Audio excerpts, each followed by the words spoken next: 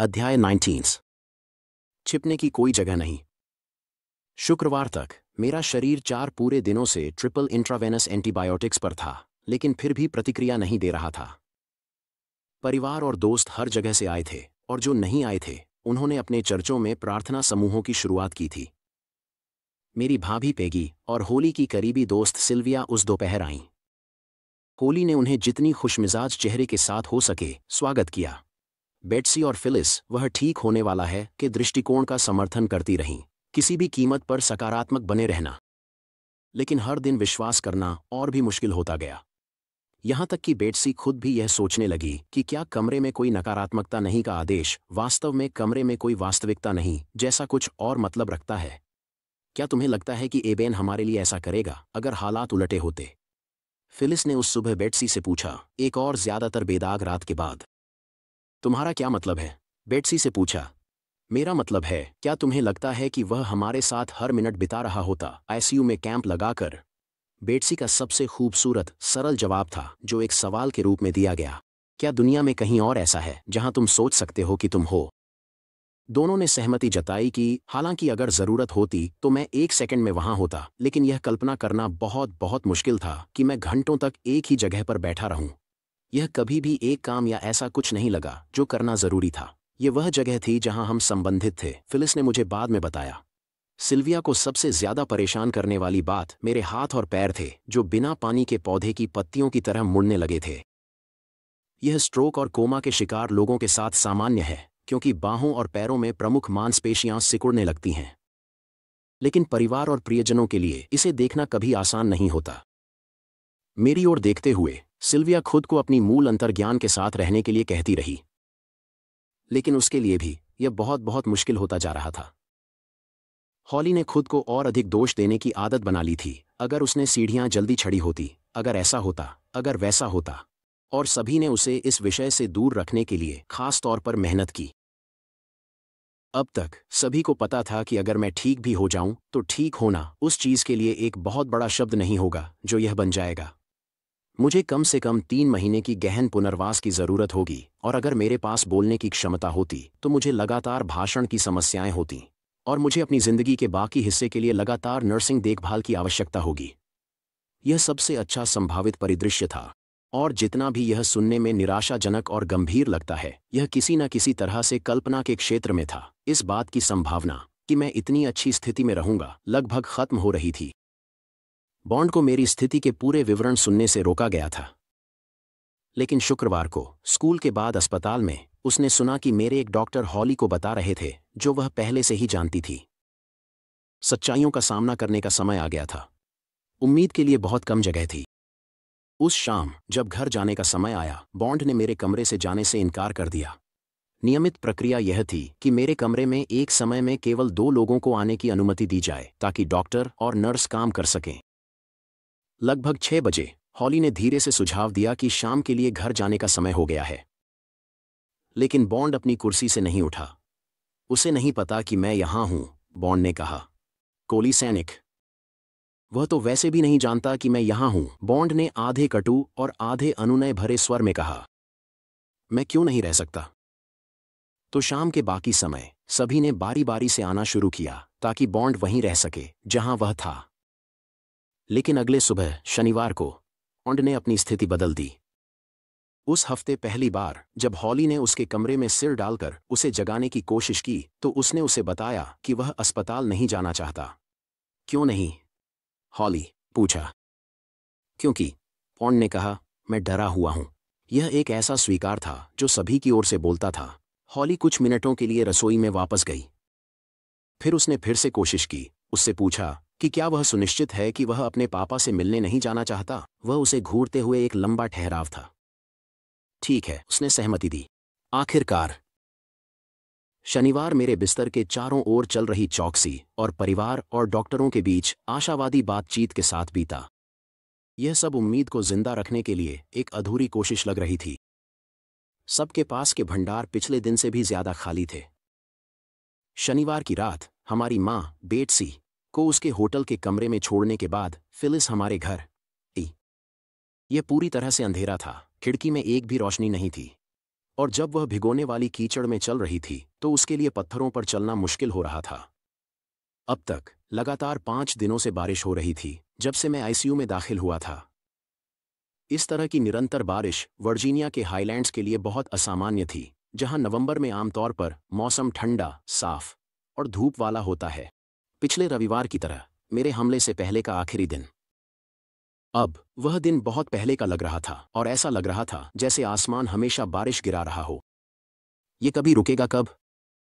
Phyllis ने दरवाज़ा खोला और लाइट्स ऑन कर दी। सप्ताह की शुरुआत से लोग आते रहे और खाना छोड़ते रहे, और हालांकि खाना अभी भी आ रहा था, अस्थायी आपात स्थिति के लिए जुटने का आधा उम्मीद भरा और आधा चिंतित माहौल और भी अंधेरा और निराशाजनक हो गया। हमारे दोस्तों, जैसे हमारे परिवार ने यह जान लिया था कि मेरे लिए किसी भी उम्मीद का समय समाप्त होने वाला है। एक सेकंड के लिए फिलिस ने आग जलाने का सोचा, लेकिन उसी विचार के तुरंत बाद एक और अप्रिय विचार आया। क्यों परवाह करें? उसे अचानक ऐसा लगा कि वह जितनी भी बार थकी और उदास महसूस कर चुकी है, उससे कहीं ज्यादा थकी और उदास महसूस कर रही है। वह लकड़ी के पैनल वाले अध्ययन में सोफे पर लेट गई और गहरी नींद में चली गई। आधे घंटे बाद सिल्विया और पेगी वापस आईं। जब उन्होंने देखा कि फिलिस वहां गिर गई तो वे अध्ययन के पास चुपचाप चलने लगीं। सिल्विया तहखाने में गई और पाया कि किसी ने फ्रीजर का दरवाज़ा खुला छोड़ दिया था। फर्श पर पानी एक पोखर बना रहा था और खाना पिघलने लगा था, जिसमें कई अच्छे स्टेक भी शामिल थे। जब सिल्विया ने पेगी को तहखाने में बाढ़ की स्थिति के बारे में बताया तो उन्होंने इसका अधिकतम लाभ उठाने का फैसला किया। उन्होंने परिवार के बाकी सदस्यों और कुछ दोस्तों को फ़ोन किए और काम में जुट गए। पेगी बाहर गई और कुछ और साइड डिशेज ले आई और उन्होंने एक तात्कालिक दावत तैयार की। जल्द ही बेट्सी, उसकी बेटी केट और उसका पति रॉबी उनके साथ शामिल हो गए, साथ में बॉन्ड भी। वहां बहुत सारी नर्वस बातचीत हो रही थी और विषय के चारों ओर बहुत नाच गाना हो रहा था। सबके मन में यह था कि मैं, जो सम्मानित मेहमान हूं, शायद कभी इस घर में वापस नहीं आऊंगा। होली अस्पताल वापस आ गई थी ताकि वह अंतहीन जागरण जारी रख सके। वह मेरे बिस्तर के पास बैठी, मेरा हाथ पकड़े हुए, और सुजैन राइंजेस द्वारा सुझाए गए मंत्रों को बार बार दोहरा रही थी। वह अपने आप को उन शब्दों के अर्थ के साथ रहने के लिए मजबूर कर रही थी जैसे वह उन्हें कह रही थी, और अपने दिल में विश्वास करने की कोशिश कर रही थी कि वे सच हैं। प्रार्थनाएं स्वीकार करें, आपने दूसरों को ठीक किया है। अब आपका समय ठीक होने का है। आपको कई लोग प्यार करते हैं। आपका शरीर जानता है कि क्या करना है। यह अभी आपकी मृत्यु का समय नहीं है। अध्याय 20 समापन। हर बार जब मैं फिर से मोटे मिट्टी के वर्म के दृष्टिकोण में फंस जाता, मैं उस शानदार घूमती धुन को याद कर पाता जो मुझे गेटवे और केंद्र की ओर वापस ले जाती थी। मैंने अपने संरक्षक की उपस्थिति में बहुत लंबे समय बिताए, जो विरोधाभासी रूप से बिल्कुल भी समय नहीं लगते थे। तितली के पंख, फरिश्ता और एक अनंत काल तक सृष्टिकर्ता और केंद्र में गहरे प्रकाश के गोले से पाठ सीखना। किसी न किसी समय मैं गेटवे के किनारे आया और पाया कि मैं उसमें फिर से प्रवेश नहीं कर सकता। अब तक घूमती धुन, जो मुझे उन ऊंचे क्षेत्रों में ले जाने का टिकट थी, मुझे वहां नहीं ले जा सकती थी। स्वर्ग के दरवाजे बंद थे। एक बार फिर यह बताना कि यह कैसा महसूस होता है अत्यंत चुनौतीपूर्ण है। यहाँ पृथ्वी पर हमें जो रैखिक भाषा के संकुचन के कारण सब कुछ मजबूर करना पड़ता है, उसके लिए धन्यवाद। और अनुभव का सामान्य समतलीकरण जो तब होता है जब हम शरीर में होते हैं। सोचिए, जब भी आपने निराशा का अनुभव किया है, उस हर पल के बारे में। एक अर्थ में यहाँ पृथ्वी पर जो भी नुकसान हम सहन करते हैं, वे वास्तव में एक बिल्कुल केंद्रीय नुकसान, स्वर्ग के नुकसान के विभिन्न रूप हैं। जिस दिन स्वर्ग के दरवाजे मेरे लिए बंद हुए, मैंने एक ऐसा दुख महसूस किया जो मैंने कभी नहीं जाना था। वहाँ भावनाएं अलग होती हैं। सभी मानव भावनाएं मौजूद हैं, लेकिन वे गहरी और अधिक विस्तृत हैं। वे केवल अंदर नहीं हैं, बल्कि बाहर भी हैं। कल्पना कीजिए कि जब भी आपकी मनोदशा यहाँ पृथ्वी पर बदलती है, मौसम तुरंत उसके साथ बदल जाता है। कि आपके आंसू एक प्रचंड बारिश लाएंगे और आपकी खुशी बादलों को तुरंत गायब कर देगी। यह एक संकेत देता है कि वहाँ ऊपर मनोदशा के बदलाव कितने विशाल और महत्वपूर्ण महसूस होते हैं। कितनी अजीब और शक्तिशाली बात है कि जो हम अंदर और बाहर समझते हैं, वे वास्तव में अस्तित्व में नहीं हैं। तो इस तरह मैं, दिल टूटने के बाद, अब एक ऐसे संसार में डूब गया जो लगातार बढ़ती हुई दुख से भरा था। एक ऐसा अंधकार जो एक ही समय में वास्तव में डूबने जैसा था। मैं बादलों की बड़ी दीवारों के बीच से नीचे की ओर बढ़ा। मेरे चारों ओर फुसफुसाहट हो रही थी, लेकिन मैं शब्दों को समझ नहीं पा रहा था। फिर मैंने महसूस किया कि अनगिनत प्राणी मेरे चारों ओर थे, जो दूर तक फैले हुए अर्धवृत्त में घुटने टेककर बैठे थे। अब पीछे मुड़कर देखने पर मुझे एहसास होता है कि ये आधे देखे गए, आधे अनुभव किए गए प्राणियों की श्रेणियां, जो ऊपर और नीचे अंधेरे में फैली हुई थीं, क्या कर रही थीं? वे मेरे लिए प्रार्थना कर रहे थे। दो चेहरे जो मैंने बाद में याद किए, वे माइकल सिल्विया और उनकी पत्नी पेज के थे। मुझे याद है कि मैंने उन्हें केवल प्रोफाइल में देखा, लेकिन मैंने अपनी वापसी के बाद जब भाषा वापस आई तो मैंने उन्हें स्पष्ट रूप से पहचान लिया। माइकल कई बार प्रार्थनाएं करने के लिए आईसीयू कमरे में शारीरिक रूप से मौजूद रहे, लेकिन पेज कभी वहां शारीरिक रूप से नहीं थीं, हालांकि उन्होंने भी मेरे लिए प्रार्थनाएं की थीं। इन प्रार्थनाओं ने मुझे ऊर्जा दी। शायद यही वजह है कि मैं जितना गहराई से दुखी था, मेरे अंदर कुछ ऐसा था जो अजीब आत्मविश्वास महसूस कर रहा था कि सब कुछ ठीक हो जाएगा। ये प्राणी जानते थे कि मैं एक परिवर्तन से गुजर रहा हूं, और वे मेरे मनोबल को बनाए रखने में मदद करने के लिए गा रहे थे और प्रार्थना कर रहे थे। मैं अज्ञात की ओर बढ़ रहा था, लेकिन उस समय मुझे पूरा विश्वास और भरोसा था कि मेरी देखभाल की जाएगी, जैसा कि मेरे साथी तितली के पंख पर और अनंत प्रेम करने वाले देवता ने वादा किया था कि जहां भी मैं जाऊंगा स्वर्ग मेरे साथ आएगा। यह सृष्टिकर्ता ओम के रूप में आएगा, और यह मेरे स्वर्गदूत, मेरी स्वर्गदूत तितली के पंख पर बैठी लड़की के रूप में आएगा। मैं वापस आ रहा था, लेकिन मैं अकेला नहीं था, और मुझे पता था कि मैं कभी भी अकेला महसूस नहीं करूंगा। अध्याय 91 इंद्रधनुष। बाद में इस पर सोचते हुए फिलिस ने कहा कि उस सप्ताह के बारे में उसे जो एक चीज सबसे ज्यादा याद है वह बारिश थी। एक ठंडी तेज बारिश जो नीची लटकती बादलों से आ रही थी, जो कभी नहीं रुकी और कभी सूरज को झलकने नहीं दिया। लेकिन फिर उस रविवार की सुबह जब उसने अपनी कार अस्पताल के पार्किंग लॉट में खड़ी की, कुछ अजीब हुआ। फिलिस ने अभी बॉस्टन के एक प्रार्थना समूह से एक टेक्स्ट संदेश पढ़ा था जिसमें लिखा था, एक चमत्कार की उम्मीद करें। जब उसने सोचा कि उसे कितने चमत्कार की उम्मीद करनी चाहिए, उसने मां को उनकी कार से बाहर निकलने में मदद की, और दोनों ने टिप्पणी की कि बारिश रुक गई थी। पूर्व की ओर सूरज बादलों के बीच एक दरार से अपनी किरणें निकाल रहा था, जिससे पश्चिम की ओर सुंदर प्राचीन पहाड़ रोशन हो रहे थे, और ऊपर की बादलों की परत भी भूरे बादलों को सुनहरे रंग का स्पर्श देना। फिर पूर्व के चोटियों की ओर देखते हुए, जहां मध्य नवंबर का सूरज अपनी चढ़ाई शुरू कर रहा था, वहां यह था, एक परफेक्ट इंद्रधनुष। सिल्विया हॉली और बॉन्ड के साथ अस्पताल गई एक पूर्व निर्धारित बैठक के लिए, मेरे मुख्य डॉक्टर स्कॉट वेड डॉक्टर के साथ। वेड एक दोस्त और पड़ोसी भी थे, और वे जीवन घातक बीमारियों से निपटने वाले डॉक्टरों के सामने आने वाले सबसे खराब निर्णय से जूझ रहे थे। जितना अधिक समय मैं कोमा में रहा, उतना ही अधिक संभावना बन गई कि मैं अपनी बाकी की जिंदगी एक स्थायी शाकाहारी स्थिति में बिताऊंगा। यह देखते हुए कि मैं मेनिंजाइटिस से अभी भी प्रभावित हो सकता हूं, अगर उन्होंने बस एंटीबायोटिक्स बंद कर दिए तो शायद उन्हें उनका उपयोग बंद करना अधिक समझदारी होगी, बजाय इसके कि वे लगभग निश्चित जीवन भर के कोमा के सामने उपचार जारी रखें। यह देखते हुए कि मेरी मेनिंजाइटिस ने उपचार पर बिल्कुल भी अच्छा प्रतिक्रिया नहीं दी थी, वे इस जोखिम को उठा रहे थे कि वे अंततः मेरी मेनिंजाइटिस को समाप्त कर सकते हैं, बस मुझे महीनों या सालों तक एक बार जीवंत रहने के लिए सक्षम करने के लिए। अब एक असंवेदनशील शरीर जिसमें जीवन की कोई गुणवत्ता नहीं है।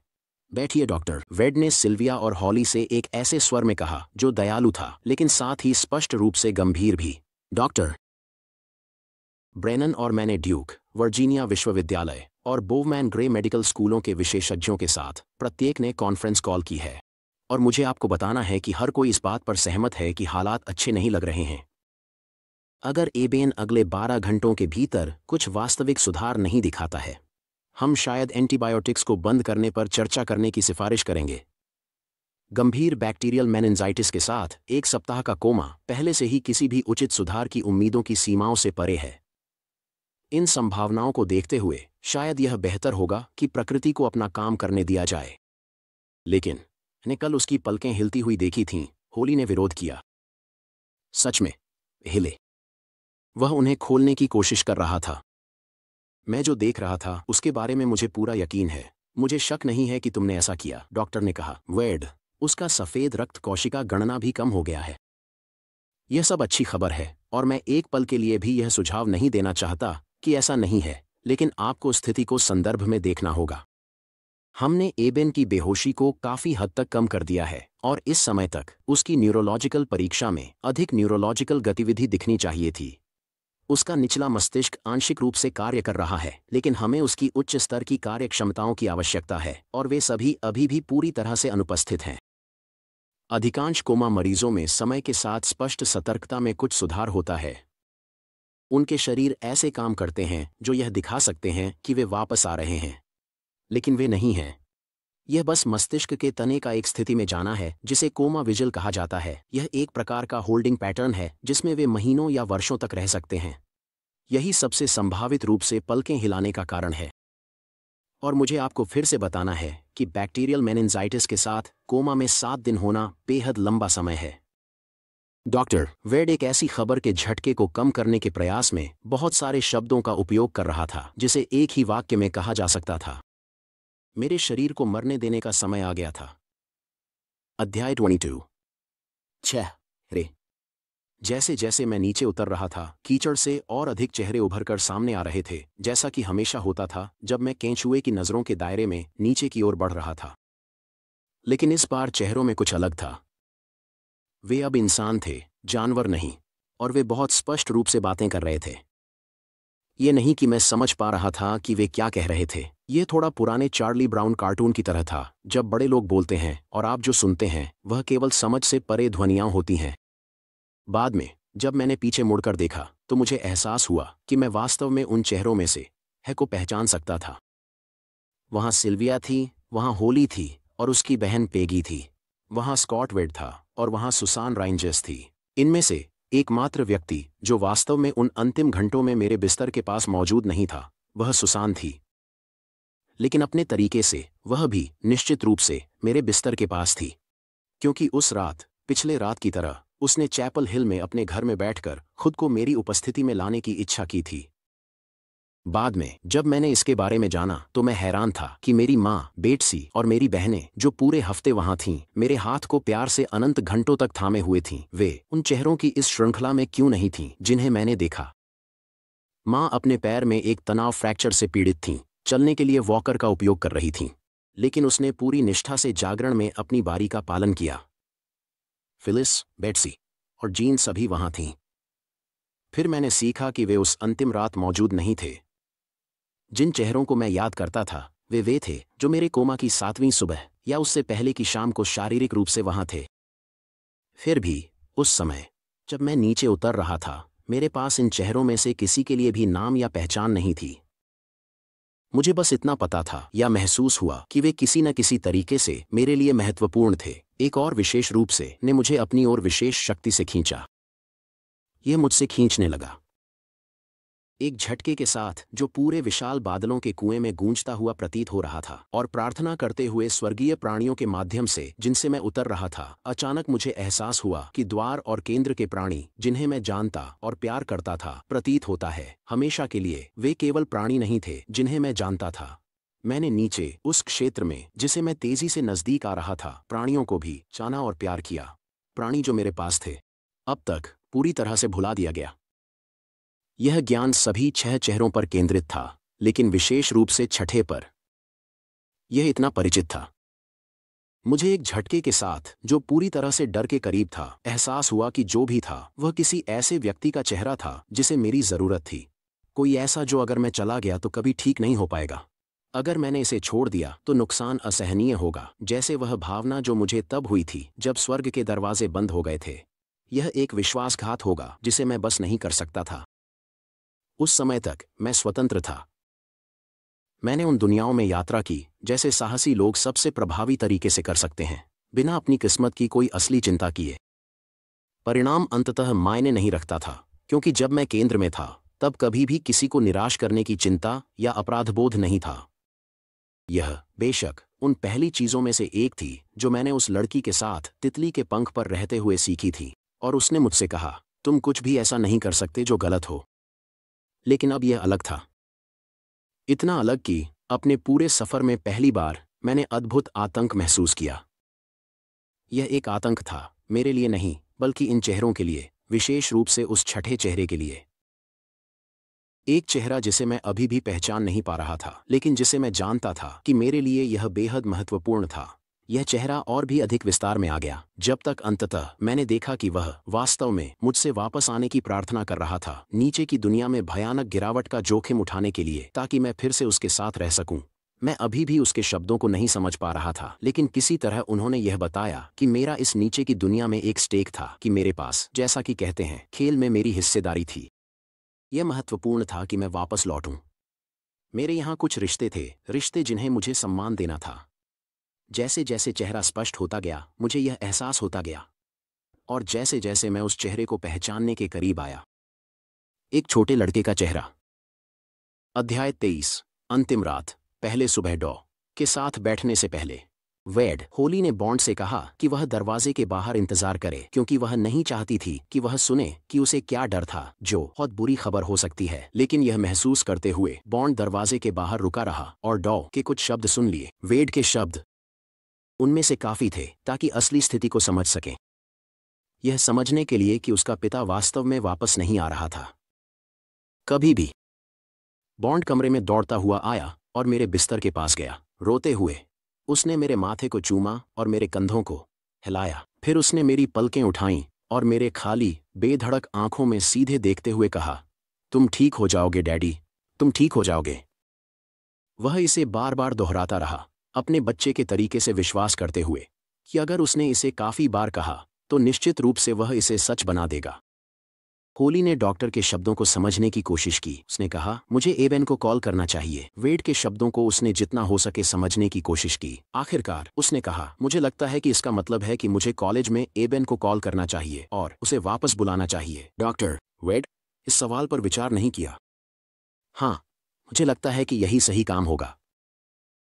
होली सम्मेलन कक्ष की बड़ी तस्वीर वाली खिड़की के पास गई, जो बारिश से भिगोई गई लेकिन उज्ज्वल वर्जीनिया पहाड़ों की ओर देख रही थी। उसने अपना सेल फोन निकाला और एबेन का नंबर डायल किया।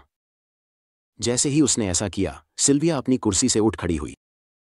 होली, 1 मिनट रुको, उसने कहा। मुझे बस एक बार और वहां जाने दो। सिल्विया आईसीयू के कमरे में गई और बिस्तर के पास बॉन्ड के बगल में खड़ी हो गई, जबकि वह चुपचाप बैठा था, मेरे हाथ को सहलाते हुए। सिल्विया ने अपने हाथ को मेरे हाथ पर रखा और उसे धीरे धीरे सहलाया। जैसे कि पूरे हफ्ते रहा, मेरा सिर थोड़ा एक तरफ झुका हुआ था। 1 हफ्ते से सभी लोग मेरे चेहरे को देख रहे थे, न कि उसमें। मेरी आंखें केवल तब खुलीं जब डॉक्टरों ने रोशनी के प्रति पुतली के फैलाव की जांच की, जो मस्तिष्क के तने के कार्य को जांचने के लिए सबसे सरल लेकिन सबसे प्रभावी तरीकों में से एक है। या जब होली या बॉन्ड डॉक्टर के बार बार के निर्देशों के खिलाफ ऐसा करने पर अड़े रहे और 2 आंखों का सामना किया जो मृत और बेधड़क थीं, पूछो जैसे एक टूटी हुई गुड़िया के होते हैं। लेकिन अब जब सिल्विया और बॉन्ड मेरे ढीले चेहरे को देख रहे थे, दृढ़ता से डॉक्टर से सुनी गई बात को स्वीकार करने से इनकार करते हुए कुछ हुआ। मेरी आंखें खुल गईं। सिल्विया चिल्लाई। वह बाद में मुझे बताएगी कि अगला सबसे बड़ा झटका, मेरी आंखें खुलने के लगभग समान, यह था कि वे तुरंत चारों ओर देखने लगीं। ऊपर, नीचे, यहां, वहां। उन्होंने उसे एक वयस्क की तरह नहीं, जो 7 दिन की कोमा से बाहर आ रहा हो, बल्कि एक शिशु की तरह याद दिलाया, कोई ऐसा जो दुनिया में नए जन्मा हो। इसे चारों ओर देखते हुए, पहली बार इसे समझते हुए। एक तरह से वह सही थी। सिल्विया ने अपनी प्रारंभिक चौंक से उभरते हुए महसूस किया कि मैं किसी चीज से परेशान था। वह कमरे से बाहर भागी, जहां होली अभी भी बड़े चित्र खिड़की के पास खड़ी थी, एबेन से होली के लिए बात कर रही थी। होली, सिल्विया चिल्लाई। वह जाग गया है। जाग गया। एबेन को बताओ कि उसका पिता वापस आ रहा है। होली, सिल्विया को घूरा। एबेन, उसने फोन में कहा, मुझे तुम्हें वापस कॉल करना है। वह, तुम्हारा पिता वापस आ रहा है, जीवन में। होली आईसीयू में चली गई, फिर दौड़ते हुए डॉ के साथ। वेड उसके ठीक पीछे था। बिल्कुल, मैं बिस्तर पर तड़प रहा था। यांत्रिक रूप से नहीं, बल्कि इसलिए कि मैं सचेत था और कुछ स्पष्ट रूप से मुझे परेशान कर रहा था। डॉ। वेड ने तुरंत समझ लिया कि यह क्या था, वह श्वसन ट्यूब जो अभी भी मेरे गले में थी। मुझे अब उस ट्यूब की जरूरत नहीं थी, क्योंकि मेरा मस्तिष्क मेरे शरीर के बाकी हिस्सों के साथ बस जीवन में वापस आ गया था। उसने हाथ बढ़ाया, सुरक्षा टेप काटा और सावधानी से उसे निकाला। मैं थोड़ी देर के लिए रुका। 7 दिनों में पहली बार पूरी तरह से बिना किसी मदद के हवा का एक बड़ा कश लिया, और 1 हफ्ते में मैंने जो पहली बार शब्द बोले, धन्यवाद। फिलिस अभी भी उस इंद्रधनुष के बारे में सोच रही थी जो उसने लिफ्ट से बाहर निकलते समय देखा था। वह मां को व्हीलचेयर में धकेल रही थी। वे कमरे में चले गए और फिलिस अविश्वास में लगभग पीछे की ओर गिर गई। मैं अपने बिस्तर पर बैठा था, उनकी नजरों का सामना अपनी नजरों से कर रहा था। बेटसी कूद रही थी। उसने फिलिस को गले लगाया। वे दोनों आंसुओं में थे। फिलिस करीब आई और मेरी आंखों में गहराई से देखने लगी। मैंने उसकी ओर देखा, फिर चारों ओर सभी की ओर। जब मेरा प्यार करने वाला परिवार और देखभाल करने वाले मेरे बिस्तर के चारों ओर इकट्ठा हुए, जो इस अजीब बदलाव से अभी भी चकित थे, मेरे चेहरे पर एक शांत, खुशहाल मुस्कान थी। सब कुछ ठीक है, मैंने कहा, जैसे मैं शब्द बोलने के साथ साथ उस आनंदमय संदेश को भी फैला रहा था। मैंने उनमें से प्रत्येक को गहराई से देखा, हमारे अस्तित्व के इस दिव्य चमत्कार को स्वीकार करते हुए। चिंता मत करो, सब कुछ ठीक है, मैंने दोहराया, किसी भी संदेह को दूर करने के लिए। फिलिस ने मुझे बाद में बताया कि ऐसा लग रहा था जैसे मैं परे से एक महत्वपूर्ण संदेश दे रहा हूं कि दुनिया वैसी ही है जैसी होनी चाहिए, कि हमें डरने की कोई जरूरत नहीं है। उसने कहा कि जब भी वह किसी सांसारिक चिंता से परेशान होती है तो वह अक्सर उस पल को याद करती है, यह जानकर सुकून पाना कि हम कभी अकेले नहीं होते। जब मैंने अपने साथियों का जायजा लिया तो ऐसा लगा जैसे मैं अपनी सांसारिक जिंदगी में वापस लौट रहा हूं। क्या? मैंने वहां इकट्ठा हुए लोगों से पूछा, आप यहां क्या कर रहे हैं? जिस पर फिलिस ने जवाब दिया, आप यहां क्या कर रहे हैं?